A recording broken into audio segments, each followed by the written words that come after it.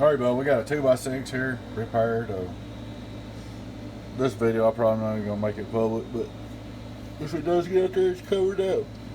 Oh, I don't like calling them names, builders, and so forth. Alright, here's what we did. We changed all the 10 ohms to the right ones to quarter watts so we can see when they blow. Then we changed this pill because it was obvious it blows. Changed these 3 resistors.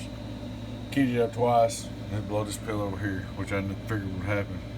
Changed the 10 ohm over here, put 10 ohm over there, put a new pill here. So you got a new pill here, all new 10 ohms, new resistors right here. Check the tune, everything is pretty good shape, man. You know, it's maybe not exactly like what I build, but that ain't wrong. It works good. 2 driving seats fixed for you. We'll start out with our input tune. Worldwide, just barely any. 1,000 slug, average power. Worldwide, 600 average.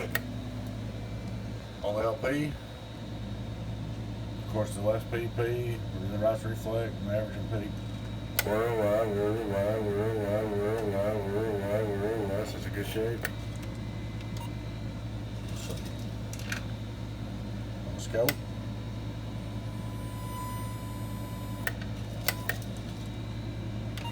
Spectrum analyzer.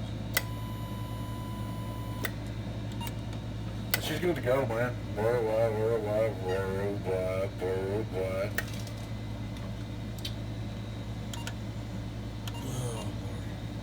But